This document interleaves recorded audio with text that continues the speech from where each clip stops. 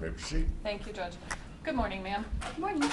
I asked you this question before in the voir dire of you being certified as an expert. I'm just going to reiterate it. You did not practice as a JA prosecutor in McHenry County, correct? No, Winnebago County. So your testimony today, in your opinion, is based upon your experiences in Winnebago County. As well as my training, which included working with prosecutors from across the country. Okay, but when you testify to an opinion about what you think a judge would have done at a temporary custody hearing or what you think a judge would have done at an adjudicatory hearing, that's based on your experiences with the judges that you practiced in front of in Winnebago County. Not solely, it also involves my experience and training with all the other prosecutors that I worked with, as well as the Juvenile Court Act, which is throughout the state of Illinois.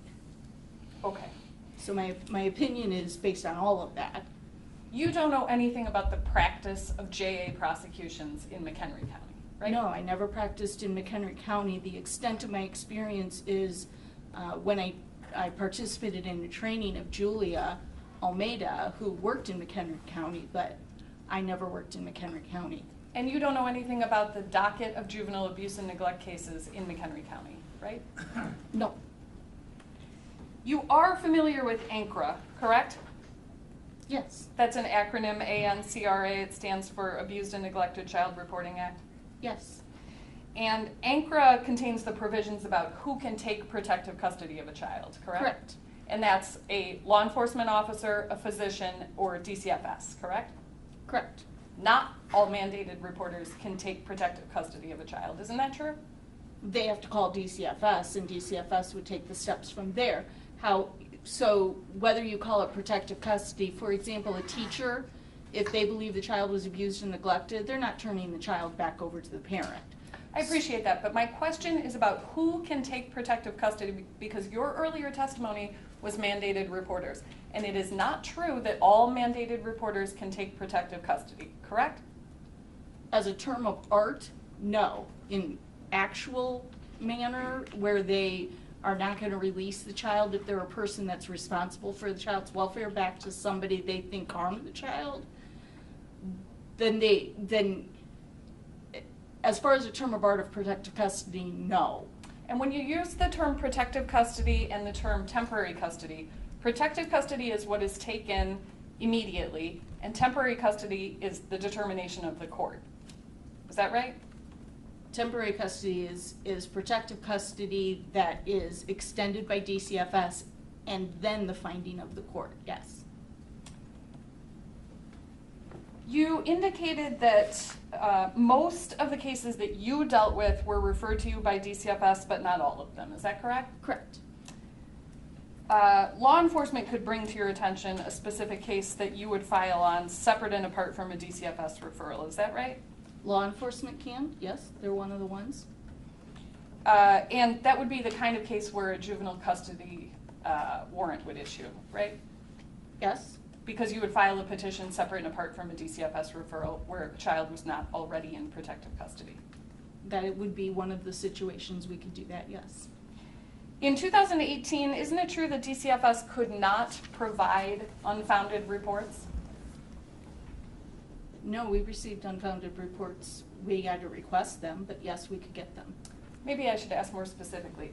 In 2018, isn't it true that McHenry County would not release unfounded, McHenry County DCFS, the Woodstock Field Office, would not release unfounded reports? I can't speak to the McHenry County Woodstock office. I can tell you that we would get them through Rockford, and there is a specific section that allows the state attorney's office to do that. We worked with regional counsel to clarify that.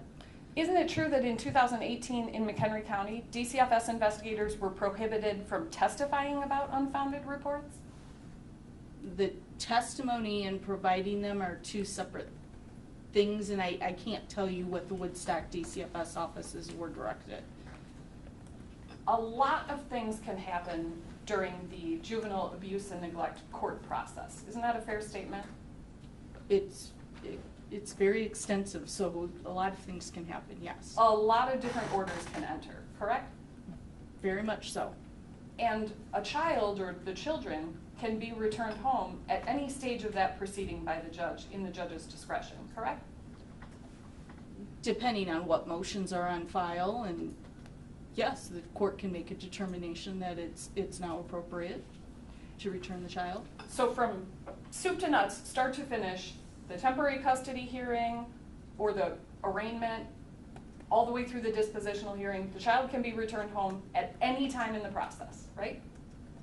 Pursuant to a hearing and a motion, yes. Services are not ordered until disposition. Parties can voluntarily participate in services prior to disposition, but they're not ordered by the court until after disposition, right? Correct. Oh, no, that is incorrect. As part of the temporary custody orders and as part of arraignment, the court can order a parent to participate in services.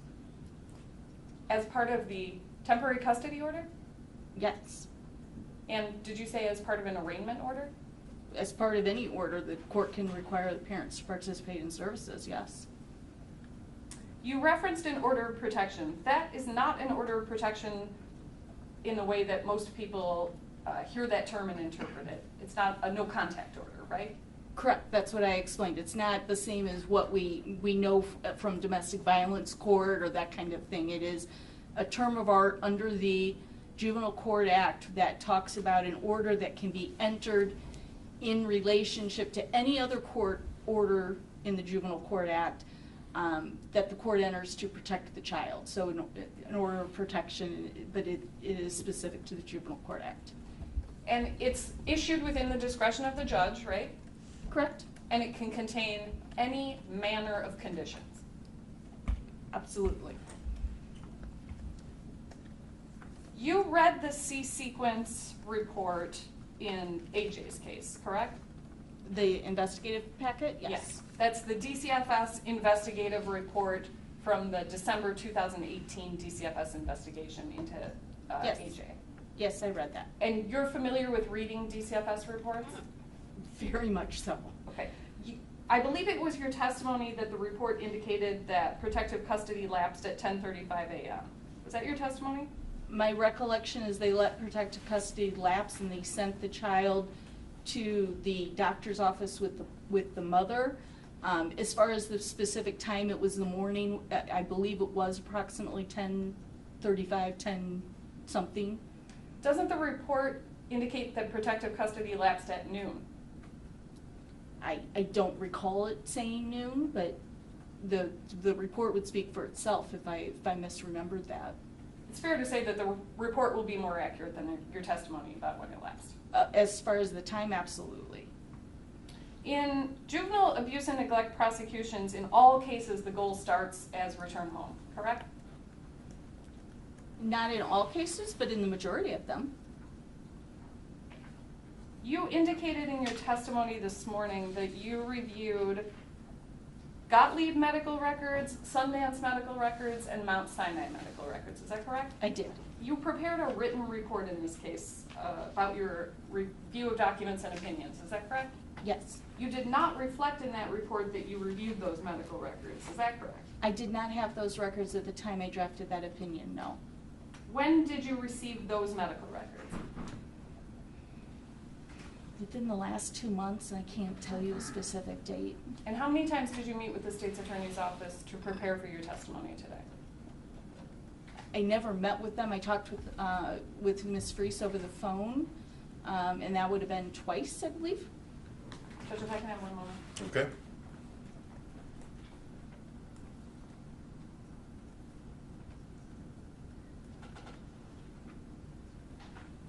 No further questions, Judge. Mr. McQuaid? Nothing to add, Judge. State. Nothing based on. All right, you may step down. Thank you. Thank you.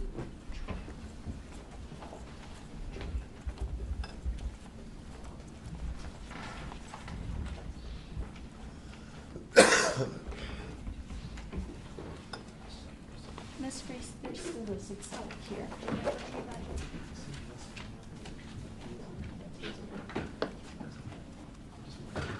Thank you.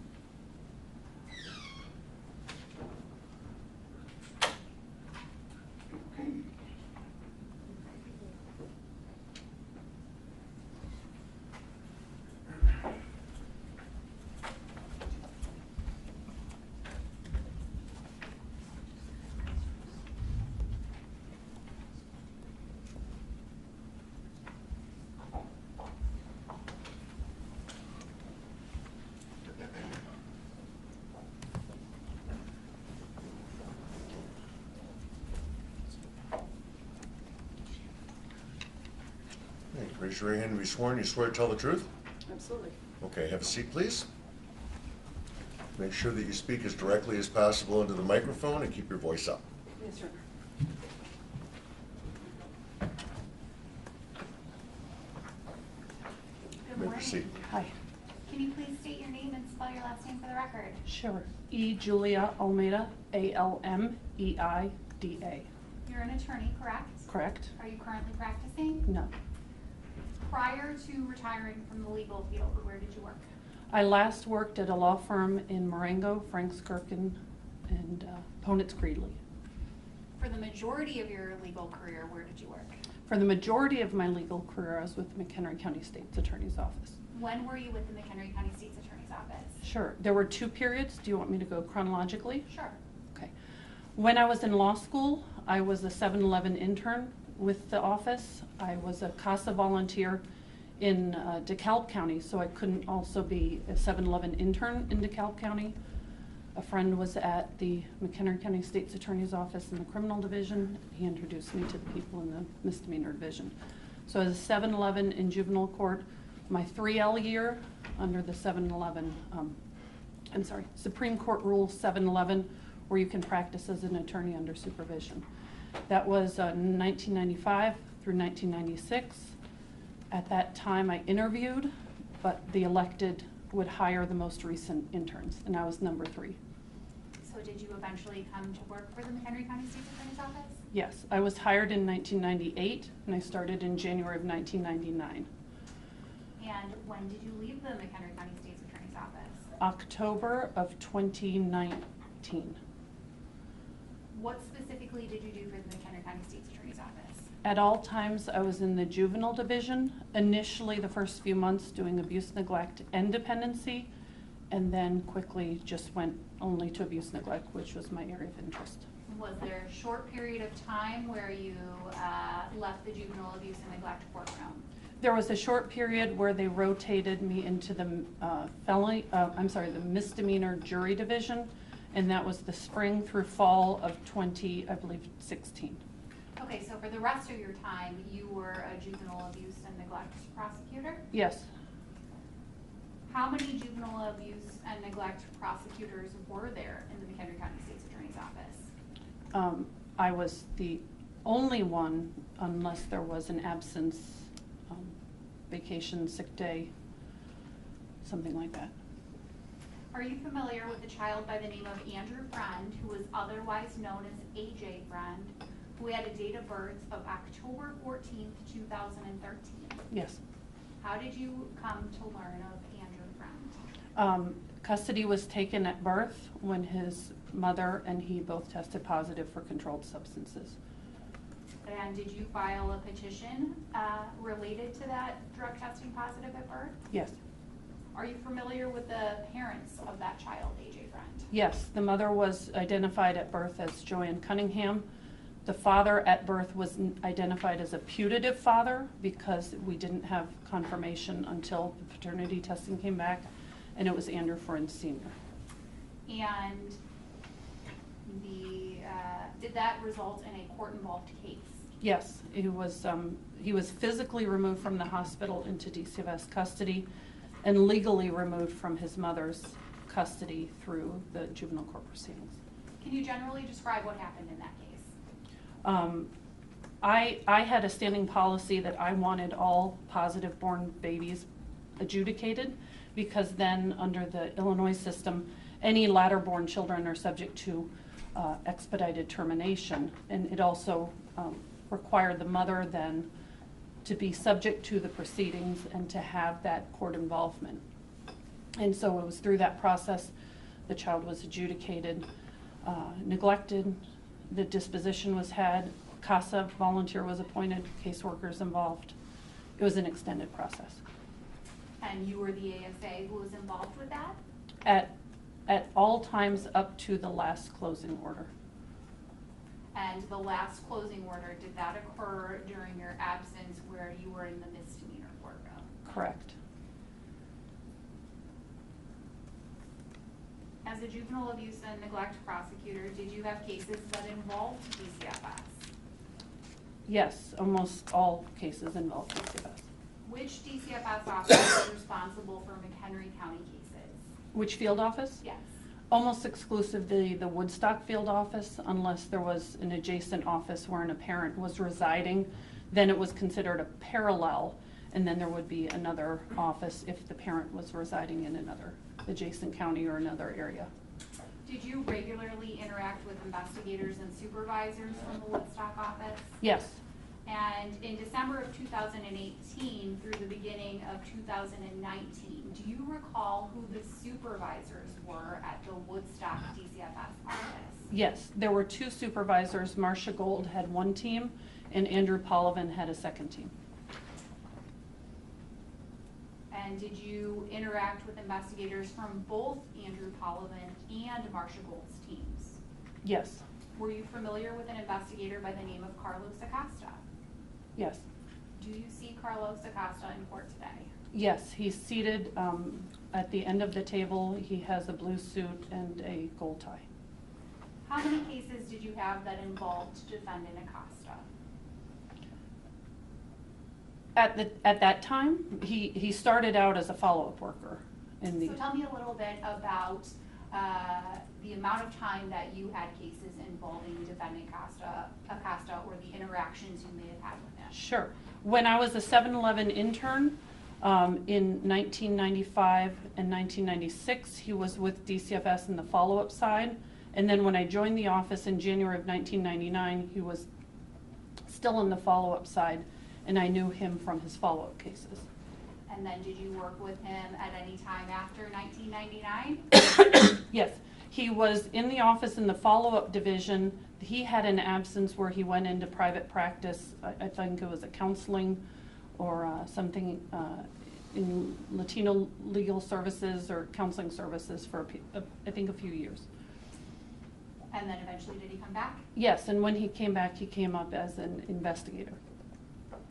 Do you recall who defendant Acosta's supervisor was in 2018 through early 2019? Andy Polivan. And do you see Mr. Polivan in court today? He's sitting at the other end of the table. He has a black suit and a silver tie on. Judge, I'd ask that the record reflect the identification of defendant Polivan. Record will reflect the in-court identification of the defendant Paladin. Did you ever interact with defendant Polivan? Yes. I want to talk a little bit about your interaction between you and DCFS generally. During the course of your career in the juvenile courtroom, were you available to DCFS investigators or supervisors for consultations, questions, meetings? Yes. When I started in the office in '99, I had a standing time on Tuesday afternoons that I would physically go to the DCFS field office. We would go through sort of old business, new business, and then have an open table, sort of just open access where they could come in, ask questions, discuss things, brainstorm. That was terminated by Mr. Polivan. Okay, well, if you weren't meeting with them in person, can you describe Sure. how else you were accessible to members of DCFS? Sure. The office hours were 8 to 4:30, and then they became 8 to 5. I had phone access, obviously. I also had a cell phone that was available 24/7. My secretary was usually at her desk, and if she was unavailable, there were receptionists that were available. There was initially the Tuesday afternoon open session, and then once that terminated, then also too through the Child Advocacy Center. The Child Advocacy Center opened while I was at the office after '99, and that became a strong resource, sort of neutral space where the police, law enforcement, DCFS, the prosecutors, sometimes the GALs, counselors could convene, and we could discuss sessions or cases there in either regular sessions or sometimes special sessions before or after a child was interviewed or separately set.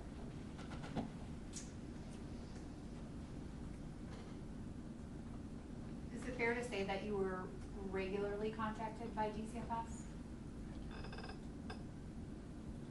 Not as regular as I would have preferred, but yes. Did you ever have telephone or email conversations with either of the defendants? Yes. During the course of your career in the juvenile courtroom, had either of the defendants ever met with you in person? Yes. What about trainings? Did you ever conduct trainings for DCFS related to juvenile abuse and neglect proceedings? Yes, I would always offer to make, especially if a situation went sideways, offer to sort of unpack what happened and look at best practices. There were sessions that were held at the DCFS office, at the Child Advocacy Center. Our paths would cross. Did you ever have cases with defendant Acosta or defendant Polavin where they had taken protective custody of a child and referred the case to you to file a petition? I would get notice of cases that wherein they took custody, yes. I'm going to direct your attention to December of 2018 and to the beginning of January of 2019. At any point were you contacted by defendant Acosta or defendant Polavin regarding suspicions or reports of abuse or neglect to 5-year-old Andrew Freund? No, During that same time period, did anyone contact you regarding suspicions or reports of abuse to AJ Freund? no, Did you ever come to learn of a DCFS investigation involving bruises to AJ's torso area as well as abrasions on his lip and nose in December of 2018? oh, not in December. I did you not. learn of the incident at some point? I learned of the incident, but not in December of 2018. I learned of the existence of 2 incidents on Good Friday morning, 2019. Okay, how did you come to learn of it? I received a phone call from Marcia Gold that there had been, Objection, hearsay. Response. We could stop the answer there. Okay, then we will. Objection sustained.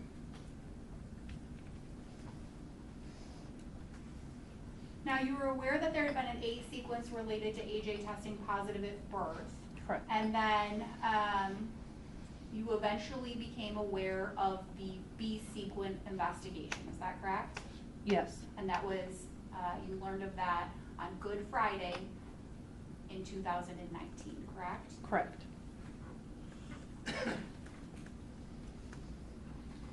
Prior to that, nobody had contacted you from DCFS regarding a March 21st, 2018 B sequence investigation involving bruises to AJ's head? no, Prior to testifying today, you've had the opportunity to review the Crystal Lake Police Department related to that December 18th, 2018 interaction with Joanne Cunningham and the Crystal Lake Police Department, correct? yes, And those reports contain the statements of Officer Shippa, AJ Freund, Daniel Nowicki, correct? yes, They also contain the statements of other police officers, correct?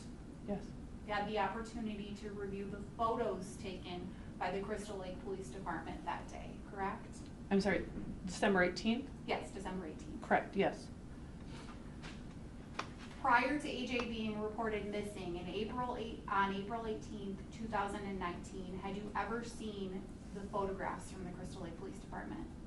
no, You're familiar? no, I first saw them on Monday after Easter 2019. That was the first time I saw them. You're familiar that the police report indicates that the Crystal Lake Police Department had taken protective custody of AJ Freund and his brother on December 18th, 2018, correct? Yes, Had DCFS called you that morning, would you have recalled AJ in his prior juvenile abuse and neglect case? absolutely. Why? That was an extended court involvement, and it was memorable in many aspects. How so? Objection, relevant. Response. I think it goes to what she would have done. Overruled. It was memorable in terms of the length of time the case was pending, the personalities involved, the issues that arose that were unique to the case while it was pending, as well as some discussions had from the bench towards Mr. Freund Sr. during some of his court appearances. Had DCFS maintained protective custody on December 18th and provided you with the information that's contained in the police reports, would you have filed a petition? Absolutely. Why? I had a few little taglines that I would give the investigators just as rules of thumb. And one of them from the movie Jerry Maguire, you had me at hello, you had me at heroin. The existence of heroin in a parental relationship in and of itself, I would have filed based upon just that involvement. Here, there was a constellation of other issues. You had bruises, you had mother's relapse, you had father not being present or aware, you had a detachment on infancy at birth. There were ongoing problems throughout the duration of the case requiring it to come back in. Absolutely, I would have brought it in. Now you're testifying about heroin.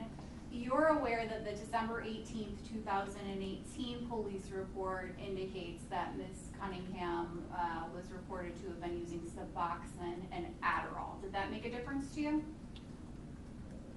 No, because there's that underlying issue that she had. It's substituting one for another, but with that, it's the untreated risk of it not being fully addressed that needed that further inquiry, that further analysis.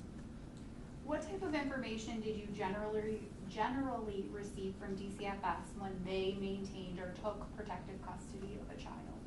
That varied investigator to investigator. Would you get a summary of the reason for the child being taken into protective custody? I would get a summary. I would not always get sufficient facts. And based on the information that you were provided, would you personally do any sort of follow-up work or investigative work to prepare your petition? In preparing a petition, I would always immediately do a iJustice search. iJustice is the computer system that we had in the office that would cross-reference civil records, criminal records, orders of protection, to pull up, to have a picture of what's going on within the courthouse with regard to the parents, grandparents, what was happening in the child's environment. Also the local police department records, any divorce records, leads reports, medical reports, anything else that helps fill in that picture. Would you request police reports? Oh, absolutely. From who? The police department that would be involved. I would reach out if the police department had a social worker to help their assistance in going through ascertaining any records. The records clerks were my constant source to help go through. Sometimes I'd go to the police department to look through when they had the records available. Anything, sometimes I would learn of police records through the parents' attorneys and get them that way. The state would be required to turn over all records. What would be the purpose of gathering all of those records, reports, information? What would you do with it? Produce them by way of initial production. The shelter care would be 48 hours from the time of taking of custody. That would be all records that were available, and then identifying any other records that were perhaps attainable but not available to follow. It was an ongoing responsibility. And at the shelter care hearing, would you be seeking to admit those reports, records, or items that you deemed relevant? The shelter care hearing has a somewhat relaxed evidence rule where all records are admissible. It goes to weight, not admissibility. I can't speak to the statutory intent, but it's a very quick hearing from the time that DCFS takes custody till trial readiness, 48 hours. That's not a lot of time. It sometimes takes DCFS 24 hours just to place the child. So in that time, you're gathering as many documents to complete that picture of what that child's environment and life is like so that the judge has the most accurate picture possible. Now, from your review of the Crystal Lake Police Department's reports from December 18th, you're aware that protective custody lapsed, but that AJ was required to be taken to the emergency room, correct? I realize that is what Carlos directed the mother to do, yes. you had the opportunity to review the records associated with that December 18th, 2018 hospital visit, correct? Yes, And you're aware that in those records, there are statements that AJ made regarding the potential cause to the injury to him, correct? yes. Would those statements have been something that you would have put in your petition? Hearsay is admissible in a juvenile proceeding, yes. You're also aware that the emergency room doctor reported that in a conversation with defendant Acosta, that she asked for a professional interviewer to be sent, correct? Yes, And you're aware that she reported that there were limitations with her exam and that the injury pattern was nothing that she was personally familiar with, correct? yes. Had you personally seen that, what if anything would you have done? Well, the protocol has those systems in place. Through the Child Advocacy Center, there is a network of doctors that are available, Dr. Davis being the primary, but if he is not available, geographically, we're in a very dense proximity between Madison, Milwaukee, Chicago, Rockford, to ascertain and obtain a more detailed analysis through a team, more of a team approach. Okay. Have you ever asked DCFS or law enforcement to conduct any follow-up investigations? Absolutely.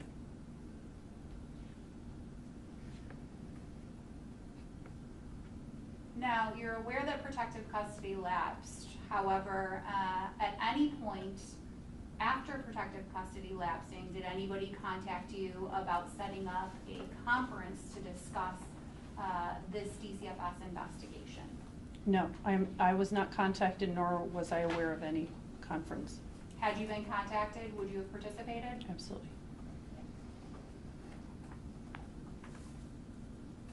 May I have a moment? You may.